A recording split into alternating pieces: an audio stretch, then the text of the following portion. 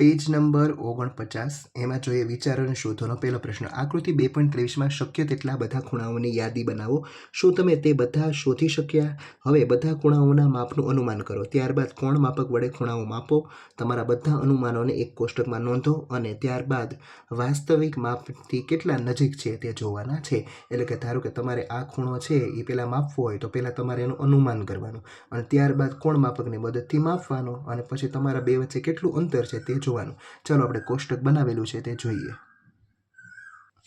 ચાલો સૌપ્રથમ આપણે ખૂણાઓના નામ.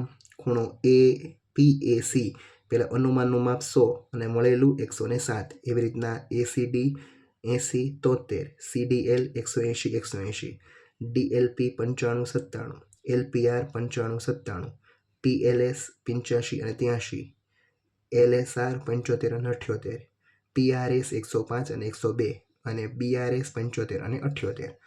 ચાલો એના પછી બીજો પ્રશ્ન જોઈએ. ચાલો કોણ માપકનો ઉપયોગ કરીને નીચે આપેલા માપના ખૂણા દોરો. 110 અંશ, 40 અંશ, 75 અંશ, 112 અંશ અને 134 અંશ. ચાલો પહેલો ખૂણો આપણે દોરીએ 110 અંશ. સૌપ્રથમ આપણે એક બિંદુ કરવાનું. ત્યારબાદ બિંદુથી એક તમારે કિરણ બનાવવાનું. ચાલો એના પછી આપણે છે એ કોણ માપક રાખીશું 110 અંશ. અહીં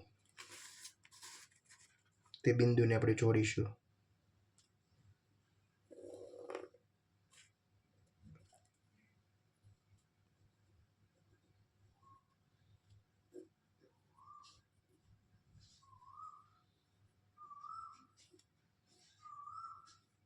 એકસો 10 અંશનો ખૂણો કયો થાય તો કે ગુરુકોણ. એવી જ રીતે આપણે 40 અંશનો, 75 અંશનો, 112 અંશનો અને 134 અંશનો ખૂણો દોરીશું.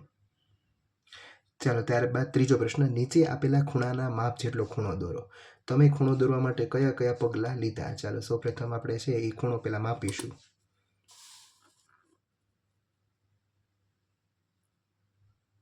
ચાલો 110 અને 120ની વચ્ચે એટલે કે 15 16 17 18 118 અંશનો ખૂણો છે આ.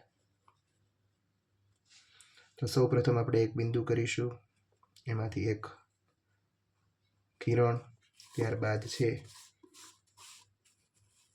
કોણ માપક રાખીશું, ત્યારબાદ 110 ને 118 વચ્ચે બિંદુ કરીશું અને એને જોડીશું. અહીં લખીશું 118 અંશ. તો આ તમે જે સ્ટેપ કરાવો એ તમારે લખવાના. ચાલો અહીં તમારું આ વિચારો અને શોધો પૂર્ણ થાય છે. Thank you.